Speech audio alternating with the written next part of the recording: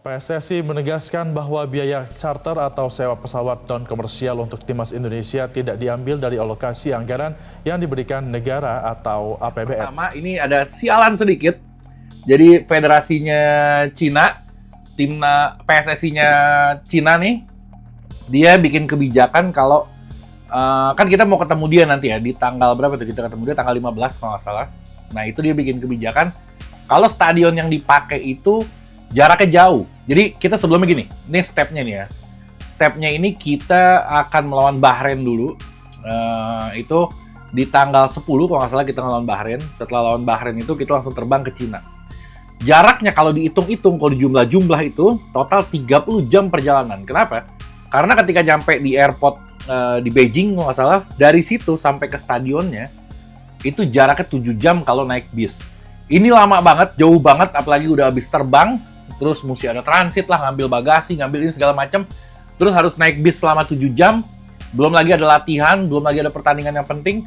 Ini akan sangat menguras stamina gitu. Ini jadi PSSI menganggap kalau kita sebenarnya dikerjain sama dia, supaya ketika kita sampai ke sana, kondisi kita nggak prima lagi gitu. Jadi kayaknya dia takut sebenarnya mau ngelawan Indonesia, sampai harus ngakal-ngakalin kayak begitu. Nah, PSSI nggak kehabisan akal sebenarnya. PSSI itu pengen pakai cara lain supaya ini bisa efektif. Padahal itu stadionnya yang di Beijingnya sendiri ada yang komen, Bang, itu gue tinggal di sini, dia bilang itu banyak stadion sebenarnya di Beijing yang bagus-bagus. Kenapa harus pakai yang Qingdao nama stadionnya. Kenapa harus pakai yang Qingdao yang jauh, yang jaraknya 7 jam perjalanan pakai bis? Itu memang kurang lebih memang dinilai ingin merugikan tim tamu yang datang ke sana supaya kondisinya nggak fit, terus nanti ketika bertanding nggak bisa maksimal.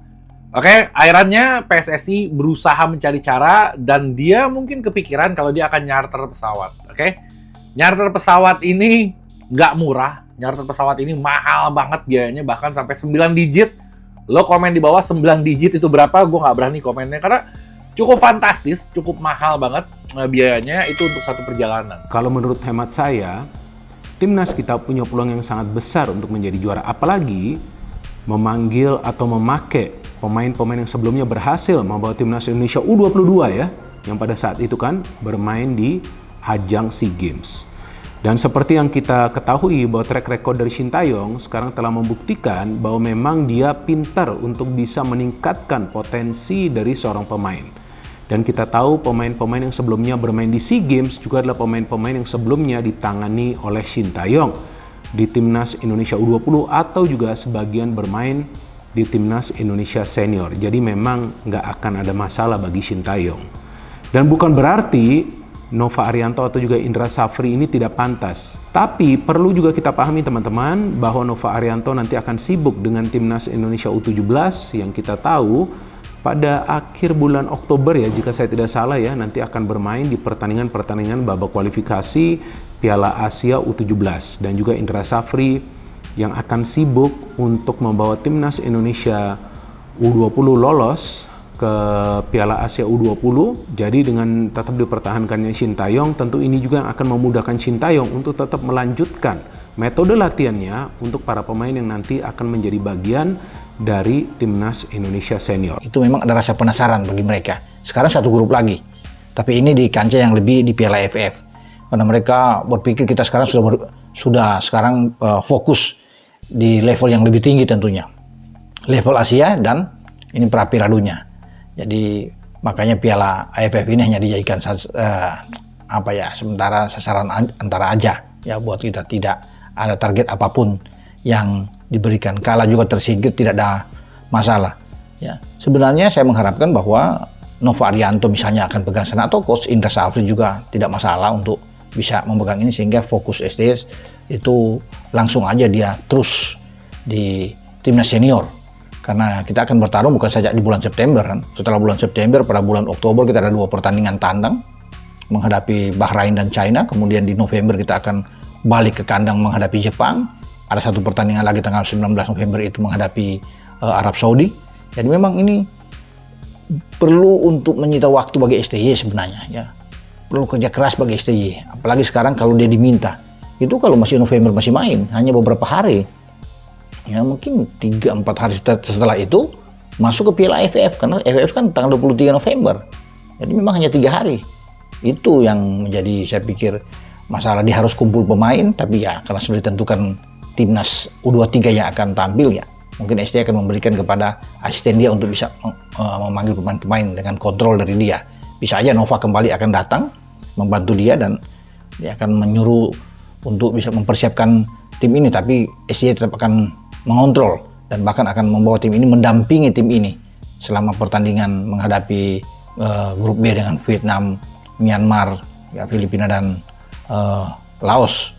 Oke, kita tunggu saja ya siapa-siapa pemain U23 yang juga dipersiapkan di SEA Games yang akan dipanggil oleh STY untuk melakukan Piala AFF ini. Tapi sebelum ke sana sebaiknya STY sudah harus fokus dulu sekarang ya untuk menangani tim senior, kan ini yang lebih penting. Pra Piala Dunia di grup C tidak main-main, karena lawan-lawan kita lawan-lawan yang keras yang menjadi langganan Piala Dunia, terutama Jepang, Australia dan Arab Saudi. Kita akan melakukan 2 pertandingan berat. Kita harus tandang ke jeda menghadapi Arab Saudi sebelum balik melawan Australia. Ini kan harus perlu konsentrasi benar bagi STY. Ya semoga kita mendapatkan pemain-pemain juga yang tambahan yang oke di lini serang, dan perkembangan Paes atau Martin Paes sekarang yang masih ada di FIFA itu bisa berjalan mulus dan kita bisa menggolkan dia untuk dia berhak mewakili memperkuat tim nasional Indonesia. Kan ini akan jauh lebih baik. Kita akan nantikan. Mereka siap dan terfasilitasi, terwadahi. Jadi itu kunci, itu pathway-nya tuh begitu. Semangat wahai pelatih lokal. Cuma kalau kita masih tergagap-gagap, masih minderan, begitu lihat dikit langsung nganga gitu ya susah. Sebelum lebih lanjut, jangan lupa tekan tombol jempolnya sebagai tanda bahwa kalian cinta Timnas Indonesia.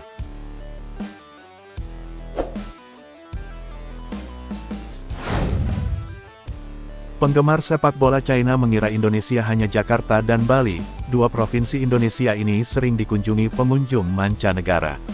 Ternyata Indonesia tidak hanya Jakarta dan Bali. China terkejut luas Indonesia dari Aceh sampai Papua. Penggemar sepak bola China mengetahui efek Erick Thohir siapkan Stadion Papua. Awalnya China menyiapkan Stadion Qingdao menjamu Indonesia pertandingan kualifikasi Piala Dunia 2026. Pemain Indonesia harus menempuh 30 jam perjalanan menuju Stadion Qingdao. Penggemar sepak bola Indonesia ramai meminta Ketua PSSI Erick Thohir siapkan stadion jauh pula. Indonesia siapkan Stadion Lukas NMB berada di Papua. Erick Thohir mengingatkan China tidak mengerjai Indonesia. Indonesia siap menjadi tuan rumah yang baik, tapi kalau dikerjai, maka Indonesia tidak baik-baik amat menjamu China. Berita selanjutnya, kode Miss Hilgers gabung Indonesia. Orang tua restui, pemain keturunan, kualifikasi Piala Dunia 2026. Orang tua Miss Hilgers mendukung penuh membela Indonesia. Lambatnya Miss Hilgers gabung Indonesia menunggu waktu saja. Miss Hilgers tidak mau terburu-buru ambil keputusan gabung Indonesia. Miss Hilgers mengaku sangat senang mendapatkan panggilan gabung Indonesia. Miss Hilgers ingin Indonesia dapat lolos kualifikasi Piala Dunia 2026. Pemain keturunan Indonesia Belanda ini siap membantu Indonesia dapat bermain Piala Dunia 2026. Kode Miss Hilgers gabung Indonesia, orang tua restui, pemain keturunan, kualifikasi Piala Dunia 2026. Ketua PSSI Erick Thohir mengisyaratkan Indonesia menambah pemain keturunan baru menjadi pemain pelapis skuad Garuda. Keturunan baru itu masih proses untuk dilakukan naturalisasi. Miss Hilgers pemain hebat salah satu yang menjadi bidikan PSSI untuk naturalisasi. Semoga saja Miss Hilgers langsung mengambil keputusan gabung Indonesia. Berita selanjutnya, tak terima kekalahan, netizen Vietnam nyinyir Timnas Indonesia karena terlalu banyak pemain naturalisasi.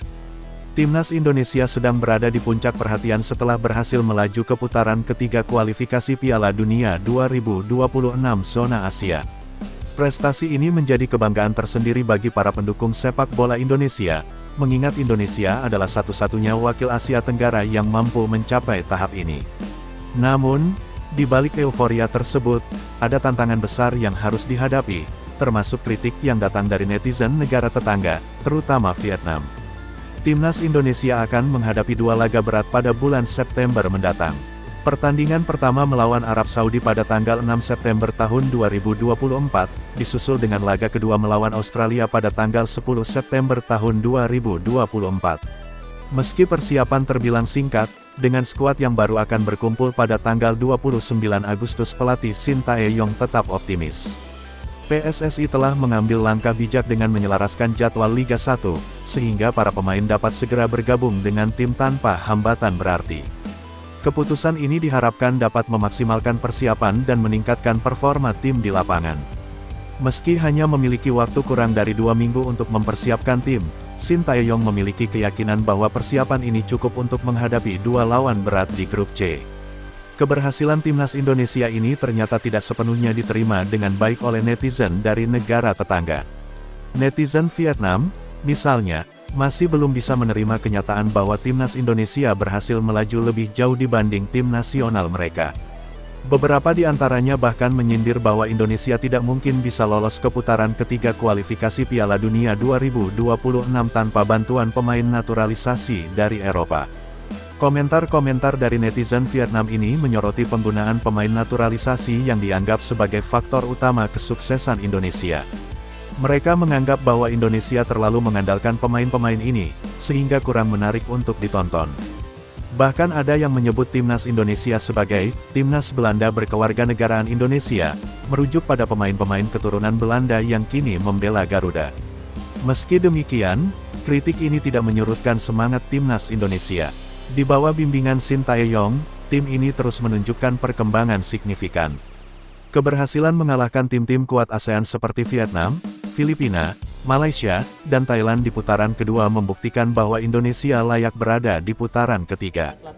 Ya memang untuk meningkatkan kualitas timnas ya kita harus memperkuat tim, ya kedokteran, medis, pelatih. Ya kalau kita lihat memang kan salah satu kelemahan kita ketika kita bermain beberapa kali, misalnya waktu lawan Irak kita sudah ngepung. Ya, kita tidak bisa menciptakan gol, tetapi ketika babak kedua kita kena gol 2 kali. Ya memang bagaimana meningkatkan kualitas daripada goalkeeper dan striker ya dengan pelatih yang lebih baik. Ya pelatih goalkeeper kita baik.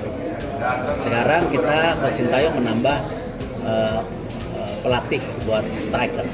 Dan timnas Indonesia U19 kita sekarang punya target yang besar agar bisa lolos ke Piala Dunia. Jadi ya, di sini sekarang kita melihat para pelatih kita nih mindsetnya sudah beda total. Dan memang yang dicari itu adalah yang punya darah Indonesia. Dan selain itu juga yang punya kualitas. Nah, maka itu nih seleksi ini nih sangat penting nih. Sangat penting dan para pemain siapapun itu ya yang dipanggil ini, semuanya itu harus serius.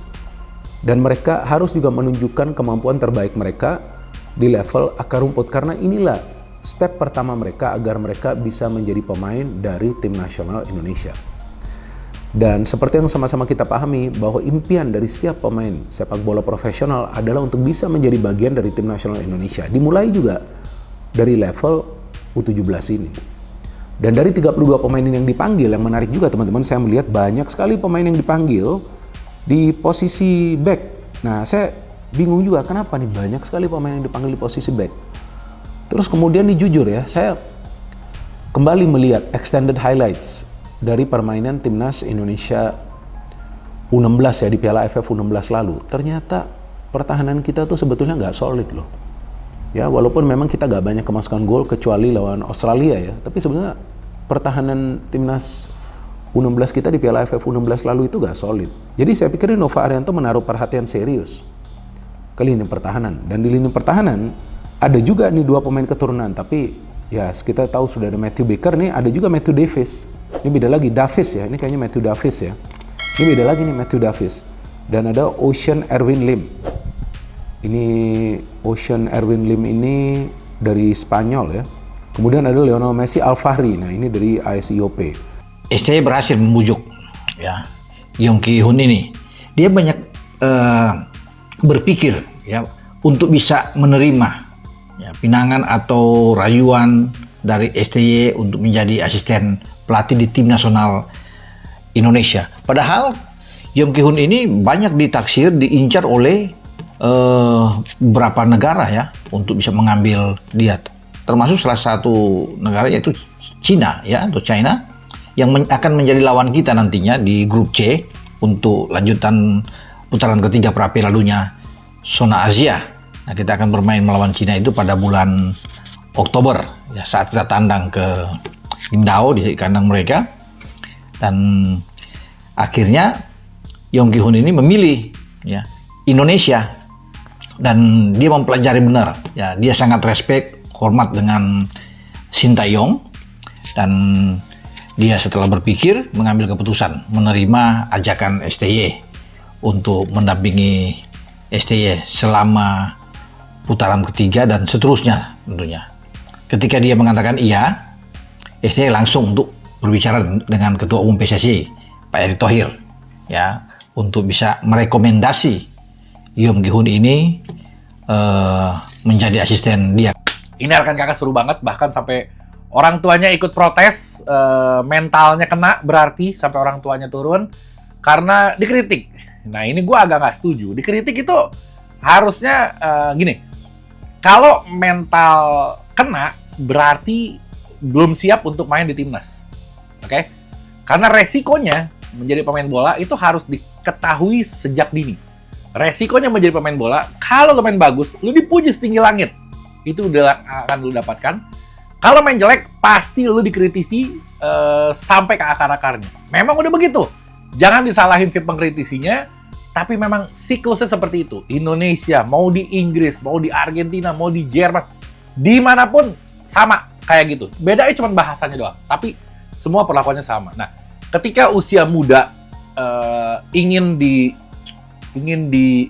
diwajarkan atau menormalisasikan usia muda itu nggak apa-apa salah, usia muda itu nggak apa-apa begini. Nah itu sebenarnya udah jangan lagi. Nanti malah bagi gue itu memanjakan si pemain-pemain yang akan berkembang sebenarnya. Contoh, nggak apa-apa, wajar dia salah nendang misalkan. Gue nggak bicara rekan kakak, ini gue bicara global. Nggak apa-apa salah, wajar dia salah nendang, masih muda.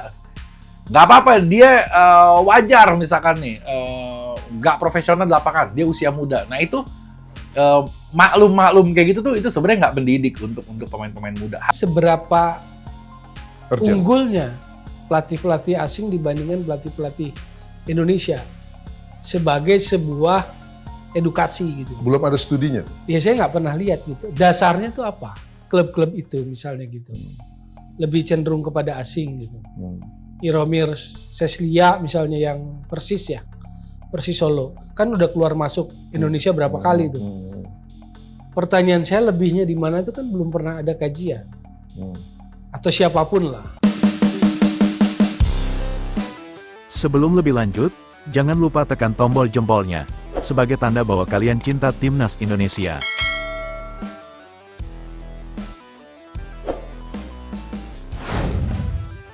Terkejutnya publik Vietnam mendengar kabar Timnas Indonesia merekrut pelatih baru asal Korea Selatan yang khusus membenahi striker di skuad Garuda. Kabar mengenai Timnas Indonesia merekrut pelatih baru khusus striker ini muncul dari pemberitaan salah satu media Korea Selatan, Chosun. Menurut laporan media tersebut, Shin Tae-yong telah menunjuk pelatih khusus untuk membenahi kualitas para striker Timnas Indonesia. Lantas siapa pelatih itu? Sosok yang ditunjuk pun bukan sembarangan dengan nama mentereng di Kalik, kompetisi kasta teratas Korea Selatan. Selain itu, pelatih tersebut juga merupakan mantan anak asuh Shin Tae-yong. Dia adalah Yong Ki-hun, mantan pemain Suwon Blue Wings. Kiprahnya yang mentereng di Liga Korea membuatnya mendapat gelar Raja Asis Kalik dengan total 110 asis saat masih aktif bermain. Menariknya, Yong Ki-hun ternyata sudah menerima tawaran Shin Tae-yong untuk melatih striker Timnas Indonesia sejak bulan lalu. Yong Ki-hun merupakan manajer player di Suwon Samsung sebelum pensiun di awal tahun ini. Ia dilatih Shin Tae-yong saat masih bermain di Timnas Korea Selatan. Usianya baru 41 tahun, saat masih aktif bermain ia pernah merasakan atmosfer Stadion Utama Gelora Bung Karno di Piala Asia 2007. Pelatih Yong, yang meletakkan jabatannya di Suwon pada Mei lalu, dan bekerja untuk akademi klub, akan bergabung dengan Timnas Indonesia yang dipimpin Shin Tae-yong, tulis Chosun Sports.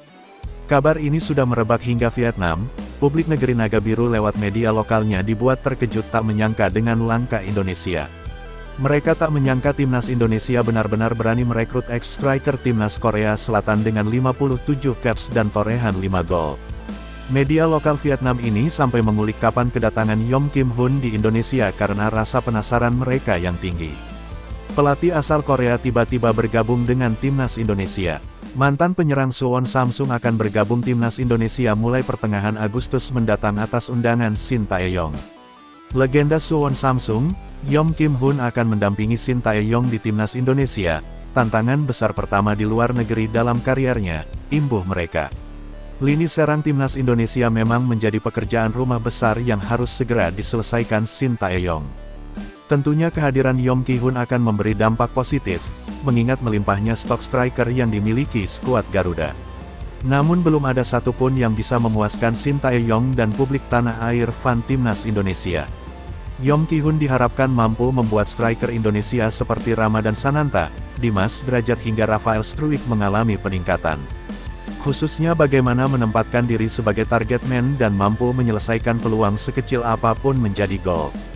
Berita selanjutnya, Mike Klein, pemain keturunan Grade A yang rumornya bakal dinaturalisasi, track rekornya bikin ngeri. Demi ambisi lolos Piala Dunia 2026, PSSI terus memburu pemain keturunan untuk dinaturalisasi. Terbaru, Mike Klein yang bermain di Sparta Rotterdam dikabarkan bakal dinaturalisasi. Spekulasi itu muncul dari unggahan akun Instagram @football.indonesia. Akun itu menyebutkan bahwa Mike Klein bertemu perwakilan PSSI di Belanda yang biasa mendekati pemain keturunan, Fardy Bahdim. BREAKING, Fardy Bahdim bertemu pemain keturunan Indonesia yang bermain di Sparta Rotterdam Mike Klein. Mike sendiri memiliki darah Indonesia dari neneknya yang lahir di Surabaya. Big talent, tulis Football Indonesia. Nama Mike Klein cocok dengan yang disampaikan anggota Exco PSSI, Arya Sinulinga. Lewat channel YouTube-nya, dia mengatakan PSSI sedang memproses naturalisasi bek dan gelandang di luar nama-nama yang kerap diangkat media tanah air. Yang pasti kami sedang urus, lagi proses, dokumen sudah masuk. Nama-nama agak di luar dari yang beredar, kata Arya Sinulinga, Jumat, tanggal 2 Agustus. Nanti kami umumkan pemain naturalisasinya. Untuk posisi belakang dan tengah. Untuk pemain depan masih kami cari, lanjut Arya Sinulinga. Mike bukan pemain sembarangan. Dia pernah menjadi kapten Feyenoord Rotterdam U21 serta timnas Belanda U17 dan U19. Tahun ini, Mike Klein 2 kali dipercaya sebagai kapten dari 3 laga bersama timnas Belanda U19. Mike Klein merupakan pemain versatile. Dia bisa bermain sebagai gelandang sentral, bek tengah maupun fullback kiri dengan sama baiknya. Berita selanjutnya, Arhan Kakak menjadi pemain timnas U19 yang kerap menerima hujatan dari netizen. Hal ini membuat sang ayah, Purwanto Suwondo, menjadi marah. Kakak sudah menuai banyak hujatan sejak berselebrasi dengan joget ala tren TikTok usai menjebol gawang Panama di Piala Dunia U17 2023. Adapun golnya di menit 54 itu membuat skor jadi imbang 1-1 dan bertahan sampai bubar. Sejumlah netizen seolah tak memaafkan Kakak atas aksinya tersebut dan menganggap pemain muda Persis Solo itu tak semestinya berjoget seusai menyamakan skor. Kini, setiap Kakak bermain, kritik keras hingga hujatan kerap menghampiri dan semakin diperparah jika ia tak mencetak gol. Hal inilah yang membuat Purwanto mengelus dada. Baginya, tak seharusnya sang anak mendapat perundungan separah itu di dunia maya. Ia memahami bahwa Kakak, yang masih 16 tahun, tetap harus meningkatkan performanya, tetapi tidak harus dipecut dengan hujatan. Kalau kritikannya banyak yang positif, saya akan support sekali. Saya merasa Kakak harus tetap bisa meningkatkan kualitasnya. Dia harus terus meningkat, terang Purwanto saat dihubungi Kumparan, Selasa, 30/7. Tetapi, terlalu banyak juga netizen yang menganggap Kakak enggak layak. Itu yang saya sayangkan, kenapa netizen terlalu cepat memvonis. Padahal anak ini baru mau 17 tahun, masih baru berproses, tambahnya. Menurut Purwanto, kritikan terlampau tajam dan hujatan membuat Kakak mengalami trauma. Alhasil, kini setiap kali bermain, Kakak selalu dirundung ketakutan. Ia menilai, ini berpengaruh ke performanya di lapangan menjadi tak maksimal. Jujur, mohon maaf, dia main ini Piala AFF U19 pun masih terbebani ketakutan dengan netizen. Jujur, Kakak tidak bisa lepas seperti yang awal-awal dulu, di U16 peran pria yang juga ex-striker timnas Indonesia itu. Saya kasihan sama dia, di umur segini, belum genap 17 tahun, tak seharusnya menerima tanggung jawab sebesar itu. Beban yang berat itu, yang membawa opini itu, merusak mentalnya, itu yang saya kasihan sekali sampai sekarang, lanjutnya. Bahkan, keberhasilan timnas U19 menjadi juara usai mengalahkan Thailand 1-0 di Gelora Bung Tomo, Surabaya, pada Senin 29/7 tetap tak bisa sepenuhnya menjadi pelipur lara bagi Arhan Kakak. Purwanto mengatakan, rasa takut tetap menghantui sang anak. Oke, dia bangga, tapi dalam jiwanya masih ada ketakutan besar, jelas pria kelahiran Lampung keturunan Blitar Yogyakarta itu. Kalau menurut saya, dia segalanya punya. Punya kecepatan, finishing, dribbling, cuma yang saya lihat sekarang ini, mentalnya itu, ketakutannya, sama netizen yang membuat dia seperti ini. Anak ini belum siap menerima seperti itu, jadi blank, tambahnya. Secara khusus, Purwanto juga kecewa dengan pernyataan pengamat sepak bola bernama Justinus Laksana atau Coach Justin. Baginya, ex-pelatih timnas futsal Indonesia itulah yang memicu Arhan Kakak dijuluki artis TikTok oleh netizen. Sebab, Coach Justin adalah salah satu pihak yang tak senang melihat selebrasi joget TikTok Kakak usai menjebol Panama. Karena menurut idealnya, seorang pemain yang habis menyamakan kedudukan harus bergegas mencari gol berikutnya. Padahal kan dalam regulasi Piala Dunia itu menit-menitnya kalau terbuang karena selebrasi, bisa ditambah di injury time. Pada kompetisi usia muda, biarkan dia berkreasi dengan kegembiraannya. Saya sangat marah dengan Justin sampai sekarang. Membawa opini anak saya, sampai sekarang pun anak saya dibilang artis TikTok, tegas Purwanto. Opini ini yang membuat kakak agak ketakutan. Itulah yang menjadi beban bagi kakak. Mungkin berpengaruh juga di performanya sekarang ini, lanjutnya. Secara keseluruhan, Purwanto berharap agar netizen bisa lebih bijak dalam mengkritik. Sekali lagi, ia meminta semua pihak sadar bahwa kakak masih berusia 16 tahun. Untuk netizen, supportlah anak-anak Indonesia, bahwasanya dilihat, kritikan untuk pemain usia 16 tahun, 20 tahun, atau senior harus bisa dilihat secara sosial, secara naluri, tandasnya.